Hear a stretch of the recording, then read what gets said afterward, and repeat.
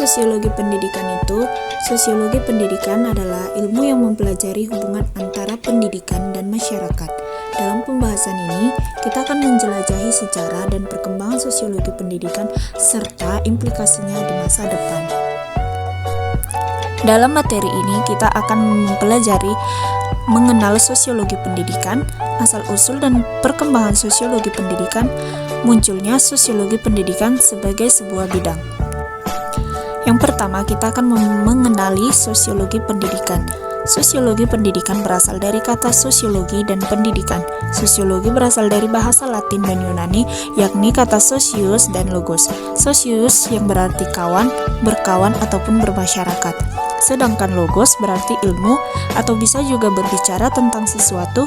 Dengan demikian, secara harfiah, istilah sosiologi dapat diartikan ilmu tentang masyarakat. Sosiologi adalah ilmu yang mempelajari hubungan antara manusia dalam kelompok-kelompok dan struktur sosialnya. Sosiologi adalah ilmu tentang masyarakat atau cabang ilmu sosial yang mempelajari secara sistematik kehidupan bersama manusia yang ditinjau dan diamati dengan menggunakan metode empiris. Metode empiris adalah metode ilmiah yang di dalamnya terkandung studi tentang kelompok-kelompok manusia, tatanan sosial, perubahan sosial, sebab-sebab sosial, dan segala fenomena sosial yang mempengaruhi perilaku. Pendidikan adalah pembelajaran, pengetahuan, keterampilan yang dilakukan secara terus-menerus melalui pembelajaran, pelatihan, dan penelitian. Sekarang kita akan membahas asal-usul dan perkembangan sosiologi pendidikan. Perkembangan sosiologi pendidikan sebagai ilmu pendidikan dimulai sejak awal abad ke-20 yang merupakan bagian dari sosiologi. Tetapi sebenarnya sosiologi pendidikan lahir secara bersamaan munculnya persoalan-persoalan pendidikan yang tidak teratasi dan kemudian persoalan-persoalan pendidikan tersebut diatasi dengan menggunakan metode pendekatan sosiologis. Berdasarkan sejarah lahir dan berkembangnya sosiologi pendidikan yang merupakan disiplin ilmu yang relatif masih muda, untuk mencari tokoh dan pelopor belum ada standar yang memadai.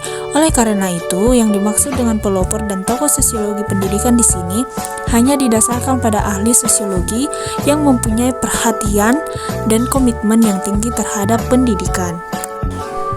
Tokoh yang berperan dalam berdirinya sosiologi pendidikan yang pertama, Lester Frankworth pada tahun 1841 sampai 1913. Gagasan pendapat tersusun dalam karyanya Applied Sosiologi Terapan, yang khusus mempelajari perubahan-perubahan masyarakat karena usaha manusia. Yang kedua, John Dewey pada tahun 1859 sampai 1952. Gagasan pendapatnya terdapat dalam karya termasyhurnya yang berjudul School and Society atau Sekolah dan Masyarakat yang terbit pada tahun 1999, menekankan sekolah sebagai institusi sosial. Yang ketiga, ada Emily Durkheim pada tahun 1858 sampai 1917. Salah seorang tokoh penting dalam khazanah perkembangan sosiologi pendidikan adalah Emily Durkheim, terutama pandangannya terhadap pendidikan sebagai suatu social things atau ikhtiar sosial. Teori pemikiran Durkheim terangkum dalam konsep solidaritas sosial. Yang keempat ada Karl Mannheim pada tahun 1893 sampai 1947. Pemikiran pendidikan Mannheim terangkum dalam publikasi dengan judul An Introduction to the Sociology of Education. Yang kelima ada George Paine. Paine secara spesifik memandang sosiologi pendidikan sebagai studi yang komprehensif tentang segala aspek pendidikan dari segi ilmu yang diterapkan. Selanjutnya, kita akan membahas munculnya sosiologi pendidikan sebagai sebuah bidang, implikasi dan arah masa depan sosiologi pendidikan. 1. Penelitian dan inovasi. Melakukan penelitian dan mengembangkan inovasi untuk meningkatkan sistem pendidikan. Yang kedua, peran sosiologis dalam kebijakan pendidikan. Menghadirkan perspektif sosiologi dalam pengambilan keputusan kebijakan pendidikan yang berkeadilan dan inklusif. Ketiga, pengembangan profesi pendidikan, membangun pengembangan profesionalisme bagi pendidik untuk memenuhi kebutuhan masa depan pendidik. Cukup sekian materi tentang sejarah psikologi pendidikan yang dapat saya paparkan. Terima kasih.